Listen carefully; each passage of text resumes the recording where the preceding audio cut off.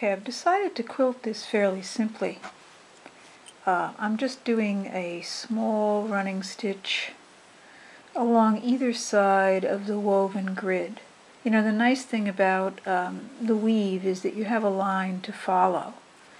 So on the other side, I'm simply ending up with 2 rows of running stitch.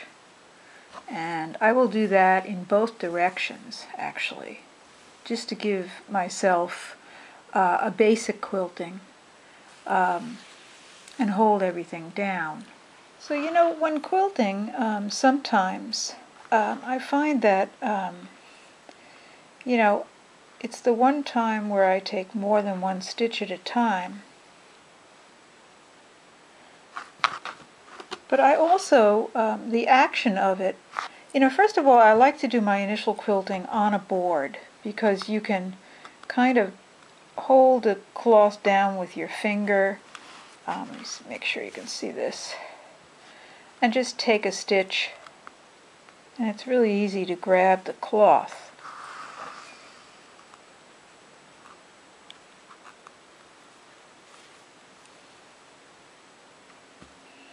Now you can make your stitch spaced out, you can do it one at a time.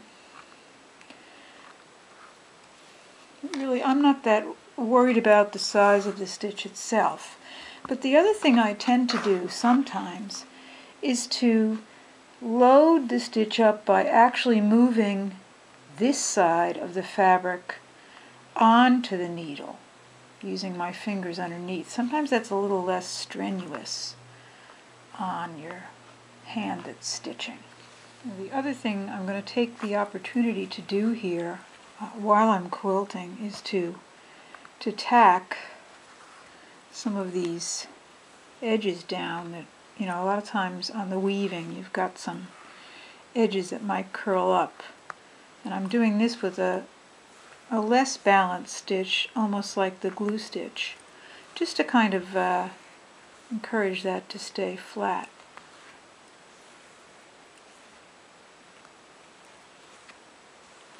You know, you can see that I added another piece of embroidery here, and I actually did that before I backed it.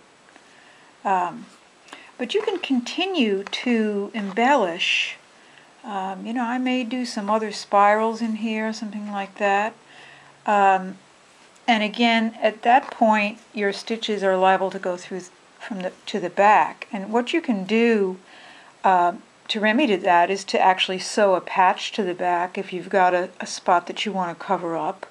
Or you can leave it if it doesn't bother you, which it doesn't bother me. Or you can actually stitch only on the surface, and this is another form of wizard stitching. I'm just going to use this to show you. What you can do is you can actually just go through the layers and do some embroidery that actually only goes through the top layer and the back layer, and that way, I call this wizard embroidery because it disappears basically and you're not going to see it on the back. So it takes a little practice, but you can see it doesn't show on the back. So you can continue to embellish even after you've quilted the basic piece down. Okay, you can see that I've done a little embroidery here. I did a split stitch actually, split back stitch.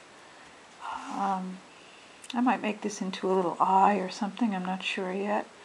But as you can see on the back, you can't see it. So this is something I do a lot, and to tell you the truth, well, I missed there, didn't I? But it doesn't really matter. With a little skill, you can continue to embellish your piece after you basically quilt it. And this is good because, you know, once you get it quilted, you get a feel for it. You get to look at it with a border. I don't really like to put everything on the edge on at the end because a lot of times that changes the context of what you're doing and you want to continue. So this is a great skill to develop, sliding between the layers like this, and it's the advantage of working in layers as well.